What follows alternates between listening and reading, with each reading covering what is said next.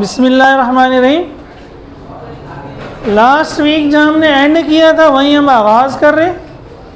हमने ये कहा था कि सर्कुलर मोशन में 4 टाइप के एक्सेलरेशन होते हैं: tangential acceleration, centripetal acceleration, resultant acceleration और एंगुलर एक्सेलरेशन। ये जो पहले 3 एक्सेलरेशन है ये तो वेलोसिटी की वजह से, जिसको हम एक्चुअल में लीनियर वेलोसिटी है, लेकिन हम बार बार नाम लेते हैं तो लीनियर का लफ्ज़ नहीं लगाते। वी जो है, वी का पूरा नाम क्या है? Linear velocity. लेकिन जब सिंपल वेलोसिटी का लफ्ज़ इस्तेमाल किया जाता है, इससे मुराद लीनियर वेलोसिटी होती है। सही है ना? अंडरस्टूड है। वेलोसिटी की वजह से 3 एक्सेलरेशन थे। सबसे पहला था टेंजेंशियल एक्सेलरेशन। टेंजेंशियल एक्सेलरेशन क्या था? हमने कहा था फर्ज करें एक बॉडी सर्कल में मूव कर रही है, यू मूव कर रही है एंटी क्लॉक वाइज, घड़ी के मुखालिफ। अब यहाँ से जब ये यहाँ पहुँची तो इसकी जो वेलोसिटी v है, जो ये इस डायरेक्शन में जो है, यहाँ पर इस डायरेक्शन में, जिस डायरेक्शन में वेलोसिटी उसी डायरेक्शन में एक्सेलरेशन। ठीक है? इस वेलोसिटी का अगर मैग्नीट्यूड चेंज हो रहा है कि यहाँ पे 5 मीटर पर सेकेंड है और यहाँ पे 10 मीटर पर सेकेंड है, तो इसमें जो एक्सेलरेशन प्रोड्यूस होगा वो क्या कहलाएगा? Tangential acceleration. और अगर मैग्नीट्यूड चेंज नहीं हो रहा वेलोसिटी का तो फिर टेंजेंशियल एक्सेलरेशन नहीं है। डायरेक्शन तो मुसलसल चेंज होगी, वो आपके कंट्रोल में नहीं है। डायरेक्शन में चेंज की वजह से जो एक्सेलरेशन है वो सेंट्रीपिटल एक्सेलरेशन, AC। उसका नाम सेंट्रीपिटल इसलिए, सेंट्री का निकला सेंटर से, पीटल का मतलब है सीकिंग, सेंटर सीकिंग एक्सेलरेशन। ये सेंटर को ढूंढने वाला एक्सेलरेशन होता है। इसकी डायरेक्शन हमेशा सर्कल के सेंटर पे होती है। इस पॉइंट पे डायरेक्शन इधर है, इस पॉइंट पे डायरेक्शन इधर है, इस पॉइंट पे डायरेक्शन, किसी भी पॉइंट पे सेंट्रीपिटल एक्सेलरेशन क्या होगा? सर्कल के सेंटर पे लाइन ड्रॉ कर दो, इसलिए इसका नाम है सेंट्रीपिटल। तो ये डायरेक्शन में चेंज की वजह से, ये मैग्नीट्यूड में चेंज की वजह से, ये डायरेक्शन में चेंज की वजह से, दोनों के दरमियान एंगल कितना है? 90 डिग्री। अब अगर मैग्नीट्यूड भी चेंज हो रहा है वेलोसिटी का और डायरेक्शन भी, फिर इसमें जो एक्सेलरेशन होगा नेट एक्सेलरेशन या रिजल्टेंट एक्सेलरेशन। हमने कहा था मैग्नीट्यूड और डायरेक्शन दोनों में चेंज की वजह से जो एक्सेलरेशन है वो रिजल्टेंट एक्सेलरेशन है, ए उसका नाम होता है। इन दोनों के दरमियान एंगल 90 है। वेक्टर्स को याद करें, अभी भी हमने किए थे प्रोजेक्टाइल में। अगर ये Vx है और ये Vy है तो नेट वेलोसिटी क्या थी? V। वो कैसे निकली थी? अंडर रूट Vx² प्लस, तो Vx की जगह AC आ गया, AT आ गया, Vy की जगह AC आ गया। अंडर रूट में दोनों का स्क्वायर तो क्या आ गया? Net acceleration. ठीक है? तो centripetal acceleration, tangential acceleration, resultant acceleration, ये तीनों वेलोसिटी की वजह से, तीनों। चौथा जो एक्सेलरेशन था एंगुलर एक्सेलरेशन, वो एंगुलर वेलोसिटी की वजह से, वेलोसिटी की वजह से नहीं, वो एक अलग चीज़ है। तो एंगुलर वेलोसिटी क्या है अभी उसको समझते हैं पहले। ठीक है? तो ये मैंने हेडिंग डाली है एंगुलर क्वांटिटीज़। पहले एंगुलर क्वांटिटीज़ को समझते हैं। एस को कहते हैं लीनियर डिस्प्लेसमेंट, वी को कहते हैं लीनियर वेलोसिटी, ए को कहते हैं लीनियर एक्सेलरेशन। नॉर्मली हम लीनियर का वर्ड नहीं लगाते। एस को कहते हैं डिस्प्लेसमेंट, वी को कहते हैं वेलोसिटी, ए को कहते हैं एक्सेलरेशन, लेकिन पूरे नाम में लीनियर लगाएंगे। तो ये कहलाती है लीनियर क्वांटिटीज़, एस, वी और ए क्या कहलाती है? Linear quantities. इसी तरह एंगुलर क्वांटिटीज हैं। Theta angular displacement, omega angular velocity, alpha angular, ये अलग हो गई। मर्द अलग, खवातीन, लीनियर क्वांटिटीज अलग, एंगुलर क्वांटिटीज। सही है भाई, मर्द औरत नहीं है, ये वैसे ही समझाने के लिए बता रहा हूँ। तो अब हम स्टार्ट कर रहे हैं एंगुलर क्वांटिटीज़ को पढ़ना। तो बहुत आसान है। जो एंगल आपने पढ़ा हुआ कभी 6ठी 7वीं क्लास में, 2 लाइनों के दरमियान एंगल बनता है ना। 2 लाइनें जब भी एक पॉइंट पे मिलती हैं उस पॉइंट पे क्या बनता है? एंगल। भाई क्या है एंगल? ये 2 लाइनें मिल रही है ना, यहाँ भी एंगल बन रहा है, यहाँ भी एंगल बन रहा है, यहाँ भी 4 एंगल बना रही हैं 2 लाइनें। आप नॉर्मली यूँ ले लेते हो, सिर्फ ये वाला एंगल ले लेते हो, लेकिन इधर भी एक एंगल बन रहा है। खैर, जहाँ भी 2 लाइनें मिलेंगी उस पॉइंट पे क्या बनेगा? एंगल। अब फर्ज करें ये वही बॉडी है, पॉइंट ए से इसने चलना शुरू किया, बी पे पहुंची, पॉइंट ए से चलना शुरू किया, इस डायरेक्शन में मूव हो रही है।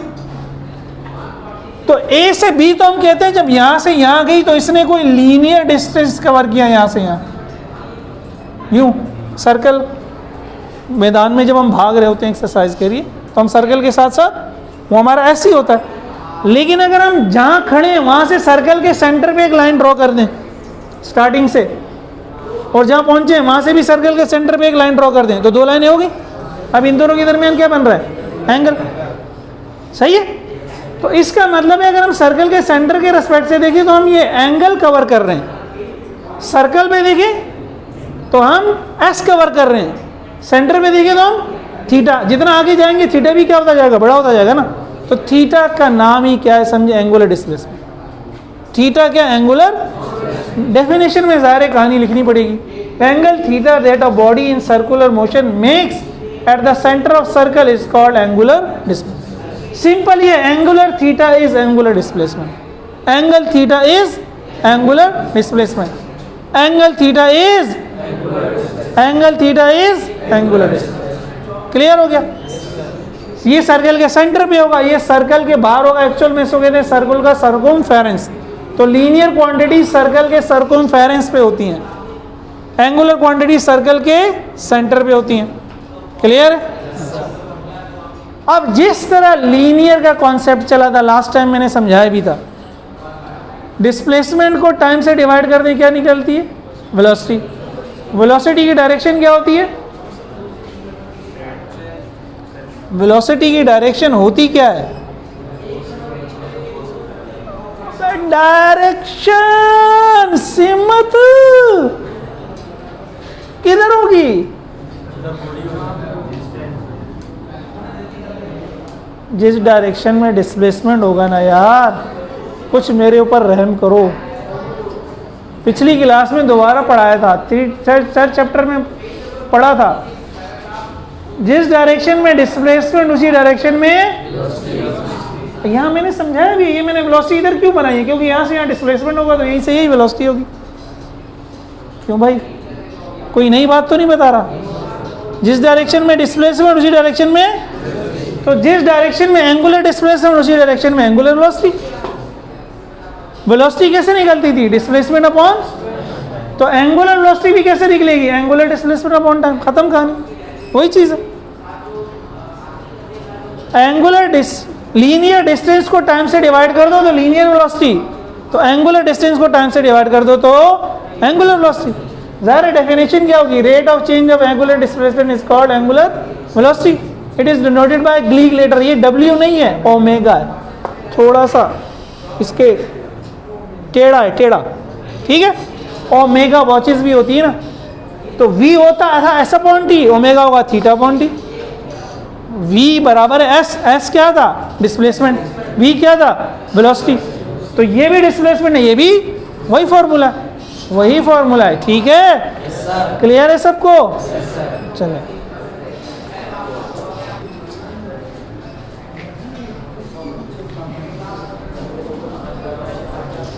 थीटा और ओमेगा को हम कहते हैं कि ये वेक्टर्स हैं, लेकिन इनको हम कहते हैं ये एक्सियल वेक्टर्स हैं। एक्सियल का मतलब ये एक्सिस के अलोंग होते हैं। क्या मुराद है? 1 मिनट के लिए मेरी बात सुने। ये जो हमारा ऑब्जेक्ट घूम रहा है अगेन एंटी क्लॉकवाइज, तो ये इसका सेंटर है, ये सेंटर के गिर्द घूम रहा है ना। मैं फर्ज करता हूँ कि इस सेंटर में से कोई लाइन पास हो रही है, इस सेंटर में से कोई, फर्ज करें ये मेरा जो स्केल है ये वो लाइन है, तो अब ये जो मेरा पार्टिकल है ये इस लाइन के गिर्द घूम रहा है। ऐसे ही है ना, जैसे ये जो पंखा है ये जिसके बीच में जो रॉड है इसके गिर्द घूम रहा है। तो इस लाइन को मैं कहता हूँ एक्सिस ऑफ रोटेशन। इस लाइन को क्या कहते हैं? वो एक्सिस, वो लाइन जिसके गिर्द कोई बॉडी घूम रही होती है वो क्या कहलाता है? Axis of rotation. अच्छा, अब मैं इसकी डायरेक्शन कैसे निकालूंगा? राइट हैंड रूल मैंने लिखा है। तो राइट हैंड रूल में भाई आप क्या करेंगे? आप कहेंगे अल्लाह के नाम पे बाबा। पहले क्या करेंगे? अल्लाह के नाम पे कुछ दे दे बाबा, वो वाला काम करेंगे, हाथ फैला देंगे, हाथ फैला देंगे। चीज इसको समझने के लिए है भाई, मांगने के लिए नहीं। आप अपना हाथ फैलाएंगे सर्कल की डायरेक्शन में, अंगूठा बाहर है, ये 4 उंगलियां मिली हुई है, इंडेक्स फिंगर शहादत की उंगली, मिडल फिंगर दरमियानी उंगली, रिंग फिंगर छल्ले वाली अंगूठी है, छल्ला देजा निशानी, और ये लिटल फिंगर, ये चारों मिल गई, ये थंब बाहर है, नाराज है इनसे। अब आप ये जो चारों उंगलियां हो, ये जो पाम है, चारों उंगलियों को पाम की तरफ लाएं, हथेली से मिलाएं, जिस डायरेक्शन में आपकी मोशन है एंटी क्लॉकवाइज। तो जहाँ ये अंगूठा है वहाँ आपका वेक्टर है थीटा भी, और जहाँ थीटा होगा वहाँ ओमेगा होगा, जहाँ डिस्प्लेसमेंट वहीं वेलोसिटी। सही है भाई? अब ये वाला जो ये यूँ घूम रहा है, इसकी डायरेक्शन में मैं यूँ तो नहीं घूम सकता, अब उल्टा करना पड़ेगा, हाथ को उल्टा कर दिया, अब इसको मैं घुमा रहा हूँ उस डायरेक्शन में, अब मेरा अंगूठा क्या जा रहा है अंदर। तो बोर्ड को कहते हैं प्लेन, प्रोजेक्टाइल में भी समझाया था, 2 डायमेंशन है, बोर्ड भी प्लेन है, कॉपी भी। तो ये जो डायरेक्शन निकल रही है ये आउट ऑफ प्लेन, ये जो डायरेक्शन है ये इनटू द प्लेन। कॉपी में भी आप क्या करोगे, यूँ घुमाओगे और यूँ घुमाओगे, एंटी क्लॉकवाइज के लिए यूँ घुमाओगे तो आउट ऑफ कॉपी जो है प्लेन, और क्लॉकवाइज के लिए यूँ घुमाओगे तो इनटू द प्लेन। सही है भाई?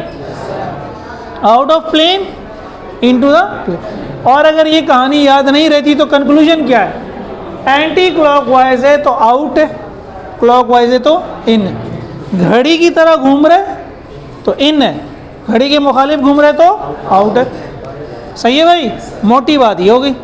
अच्छा, फिर आ जाएगा angular acceleration. Again linear acceleration अगर जिसने समझा हुआ है उसके लिए कोई मसला।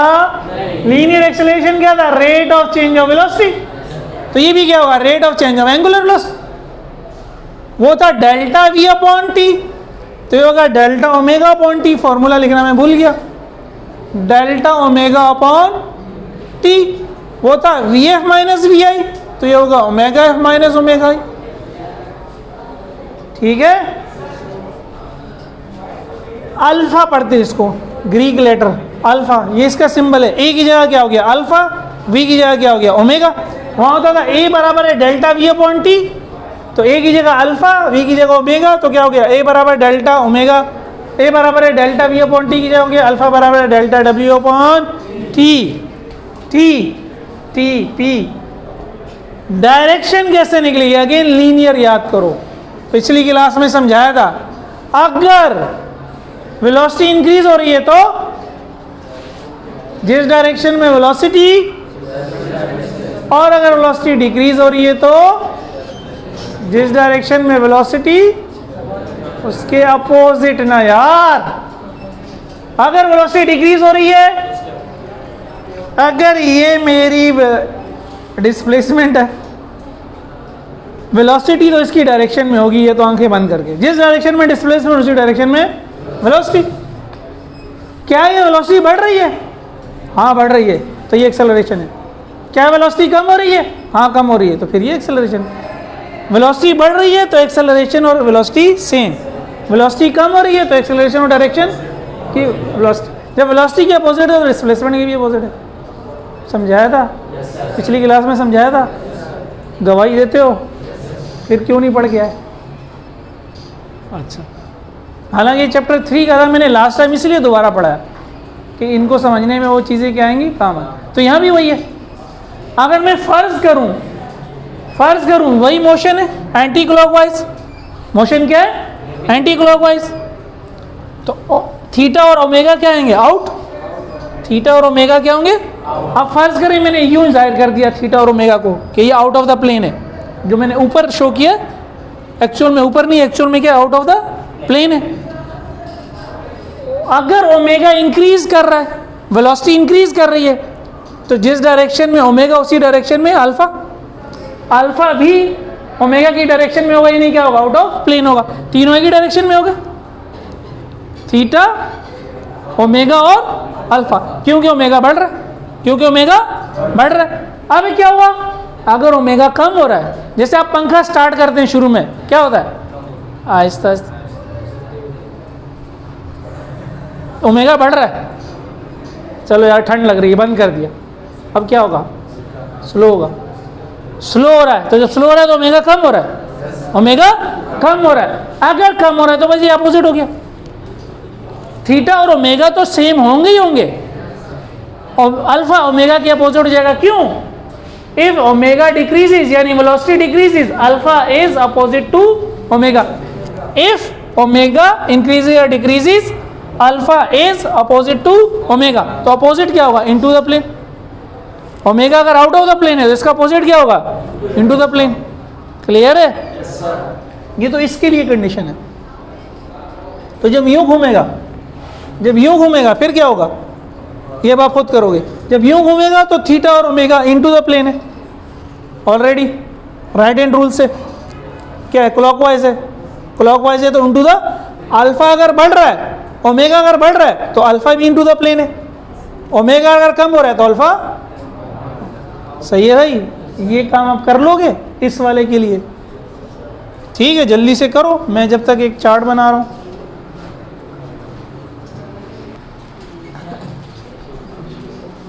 लीनियर क्वांटिटीज और एंगुलर क्वांटिटीज को अगर एक साथ देख लें तो हमें बहुत सी चीज़ें आसान हो जाएंगी हमारे लिए। तो देखिए मैंने सीरियल नंबर डाला 1 2 3 4 5 6। क्वांटिटी डिस्प्लेसमेंट लीनियर में एस, तो नाम क्या है? लीनियर डिस्प्लेसमेंट, सिंबल क्या है? एस। यूनिट क्या है? मीटर, ब्रैकेट में यूनिट है। एंगुलर डिस्प्लेसमेंट यूनिट क्या है? थीटा, हाँ सॉरी सिंबल क्या है? थीटा। यूनिट होगी रेडियन, यूनिट होगी, ये हम पढ़ेंगे अगली क्लास पे, फिलहाल आप याद रखें। लीनियर वेलोसिटी सिंबल भी, यूनिट क्या होती थी? मीटर पर सेकेंड। तो एंगुलर वेलोसिटी ओमेगा, और ये भी थीटा लिख दिया मैंने। तो ओमेगा जिस तरह मीटर है, मीटर की जगह रेडियन आ जाएगा तो यूनिट क्या हो जाएगी? रेडियन पर सेकेंड। ठीक है, मीटर की जगह क्या आना है? रेडियन। टाइम तो टाइम है। Linear acceleration symbol A, unit metre पर second square. Angular acceleration alpha, metre की जगह रेडियन पर सेकेंड स्क्वायर। इक्वेशन हम कहते थे v f is equal to v i plus, v का मतलब यहाँ omega, omega is equal to omega i, a का मतलब अल्फा, टाइम अपनी जगह पे। S is equal to v i t plus half a t square. ऐसा displacement है, डिस्प्लेसमेंट की जगह क्या आएगा? थीटा। वी क्या है? वेलोसिटी, वेलोसिटी की जगह क्या आएगा? ओमेगा। हाफ अपनी जगह पे, टाइम अपनी जगह पे, ए एक्सेलरेशन, एक्सेलरेशन की जगह क्या आएगा? अल्फा। ये इक्वेशन बन गई। 2a अगेन ए की जगह अल्फा, एस की जगह थीटा, वी की जगह ओमेगा, ओमेगा। तो ये इक्वेशन हम लगा सकते हैं एंगुलर के लिए भी, सिर्फ नाम क्या कर रहे हैं? चेंज करने। कल ये पढ़ के आएगा इंशाल्लाह, इसकी यूनिट समझेंगे और मज़ीद इसको